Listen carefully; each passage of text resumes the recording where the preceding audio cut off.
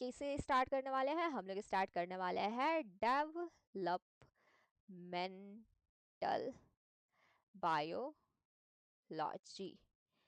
इस developmental biology में mental होने की ज़रूरत बिल्कुल नहीं है। ये क्विक रिवीजन सेशन है और हम लोग इसे क्विकली रिवाइज करने वाले हैं। तो चलिए शुरू करते हैं आज का ये वाईटी सेशन, जिसमें हम लोग कुछ वर्ड्स, टर्मिनोलॉजीज हैं, बेसिक टर्मिनोलॉजीज हैं, जिन्हें सीखने वाले हैं। तो सबसे पहले हम लोगों का क्या था? सबसे पहले हम लोगों ने बेसिक देखा था कि जो भी ऑर्गेनिज्म है वो सिंगल सेल से मल्टी सेल्यूलर बनता है। मल्टी मल्टी सेल्यूलर, और इस मल्टी सेल्यूलर से वो किसी ऑर्गन का डेवलपमेंट करेगा, मतलब ऑर्गेनाइज स्ट्रक्चर का डेवलपमेंट करेगा, और इस ऑर्गेनाइज स्ट्रक्चर के बाद वो कोई भी इंडिविजुअल ऑर्गेनिज्म बनने वाला है। ठीक है, यहाँ तक ये बेसिक हम लोगों ने देख लिया था, और इसके बाद हम लोग आज शुरू करने वाले हैं कुछ बेसिक टर्मिनोलॉजीज। सबसे पहले बेसिक टर्मिनोलॉजीज हो जाती है आपकी जीनोमिक इक्विवेलेंस। किसकी होती है?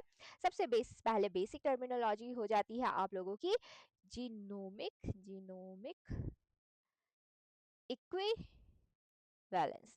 इक्विवेलेंस क्या होता है? जीनोमिक इक्विवेलेंस क्या होता है? तो ये क्विक रिवीजन सेशन है और हम लोगों के दिमाग में जो भी आने वाला है वो इस ब्लैंक पेपर पे हम लोग लिखने वाले हैं।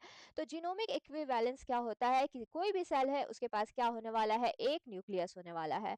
इस न्यूक्लियस के पास प्रेजेंट होने वाले हैं न्यूक्लियस इस न्यूक्लियस के पास प्रेजेंट होने वाले हैं क्रोमोसोम्स। अगर ह्यूमन का केस ले तो ह्यूमन के पास 23 पेयर ऑफ क्रोमोसोम होते हैं, यानी 46 क्रोमोसोम्स प्रेजेंट होते हैं। ठीक है, तो अब ये 46 क्रोमोसोम्स जो भी हैं ये सारे सोमैटिक सेल में इक्वली प्रेजेंट होने वाले हैं। यानी कि अगर ये आपका जाइगोट है, ठीक है, और ये जाइगोट आपका 8 सेल कंडीशन में है। ठीक है, कौन सी सेल में? 8 सेल कंडीशन में है। ठीक है, इसे मान लेते हैं ये हुआ आपका 1 2 3 4 5।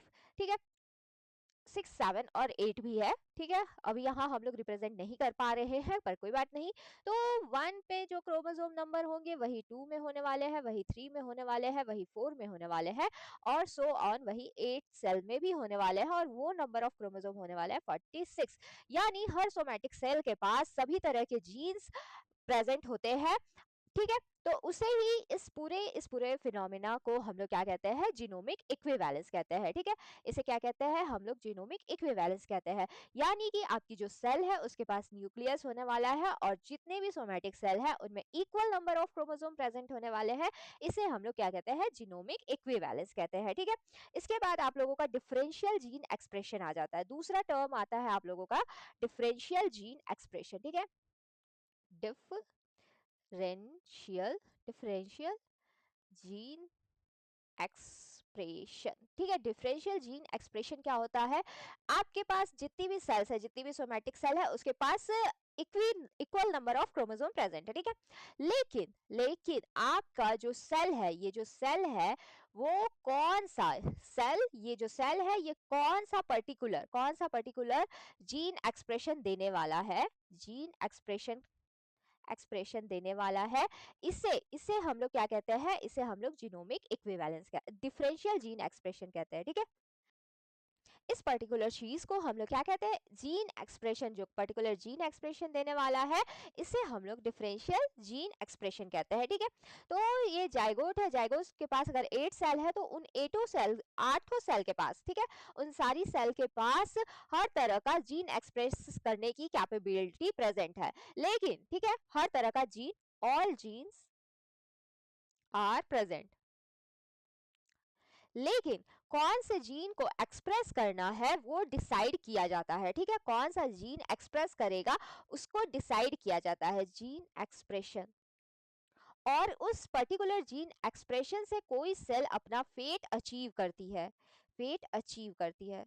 और इसका एक एक एग्जांपल है, फेट अपना अचीव करने वाली है, अचीव।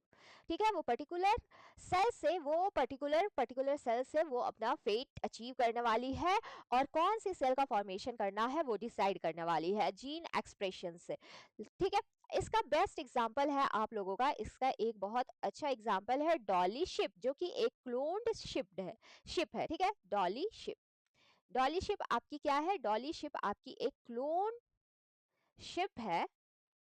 आप लोगों ने डॉली शिप के बारे में सुना होगा, और इस क्लोन शिप को क्या मिला? इन एक्सप्रेशन का बेस्ट एग्जांपल है डॉली शिप, जो कि एक क्लोन्ड शिप है, जिसे बनाया था इयान विल्मट ने, ठीक है, अपने लैब में। और इसके बाद आप लोगों का आ जाता है, इसके बाद क्या आता है? इसके बाद आप लोगों का आ जाता है five major process of development. Development के 5 मेजर प्रोसेस कौन कौन से होते हैं? सबसे पहला प्रोसेस है आप लोगों का, आप लोग खुद सोचिए कि सबसे पहले आप लोगों की सेल्स जो होती है, जो कि सिंगल सेल होती है, उसे क्या करने की जरूरत पड़ती है? उसे ग्रो करने की जरूरत पड़ती है। जब उसकी ग्रोथ होगी तो ग्रोथ के बाद आपका सेल डिवीजन होगा, तभी वो अपने सेल नंबर में इंक्रीज करेगी, सेल ग्रोथ करेगी। कोई भी सेल होगी वो ग्रो करेगी, सेल का डिवीजन होगा, सेल डिवीजन के बाद वो अपने फेट को अचीव करेगी, यानी डिफरेंशिएट होगी। क्या होगी? डिफरेंशिएट होने वाली है। तो सबसे पहला आप लोगों का 5 मेजर ओवरलैपिंग प्रोसेस कौन कौन से हो गए? सेल का ग्रोथ, सेल का डिवीजन और सेल का डिफरेंशिएशन।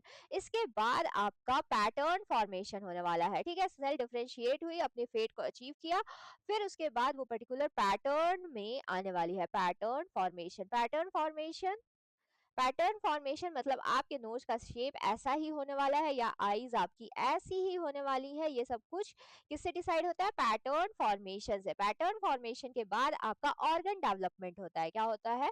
ऑर्गन मॉर्फोजेनेसिस, ठीक है। ऑर्गन का डेवलपमेंट या मॉर्फोजेनेसिस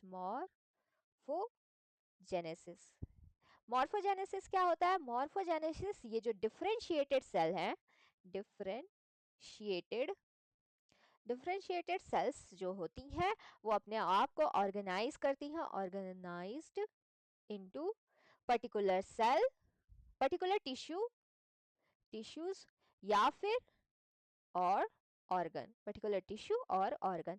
तो इसे हम लोग क्या कहते हैं? इसे हम लोग मॉर्फोजेनेसिस कहते हैं। तो ये 5 मेजर प्रोसेस होते हैं डेवलपमेंट के लिए: cell growth, cell division, cell का डिफरेंशिएशन, जिससे वो अपना फेट अचीव उसे किसका फॉर्मेशन करना है वो अचीव करेगी। और ये अचीव करने के बाद जो प्रोसेस होता है वो इरिवर्सिबल प्रोसेस है, ठीक है। कोई भी सेल अगर डिसाइड कर लेती है उसे क्या बनना है, तो वो अपने कमिटमेंट से पीछे नहीं हटती है और रिवर्ट बैक नहीं होती है, ठीक है। तो ये था यहाँ पे पैटर्न फॉर्मेशन होगा, ठीक है। तो ये थे 5 मेजर प्रोसेस। तो आज की पूरी क्लास में हम लोगों ने 5 मेजर प्रोसेसेस देखे। सेल ग्रोथ, क्या क्या देखा? डेवलपमेंट के 5 प्रोसेस होते हैं: cell growth, cell division, differentiation, pattern का फॉर्मेशन, मॉर्फोजेनेसिस, ठीक है। इसके बाद हम लोगों ने डिफरेंशियल जीन एक्सप्रेशन क्या होता है वो देखा, और उसके बाद पहले हम लोगों ने जीनोमिक इक्विवेलेंस देखा था। तो ये बेसिक टर्मिनोलॉजीज थी डेवलपमेंटल बायोलॉजी की। और अब हम लोग क्या करने वाले हैं? अब हम लोग करने वाले हैं स्टेम सेल के बारे में। किसके बारे में? स्टेम सेल्स के बारे में।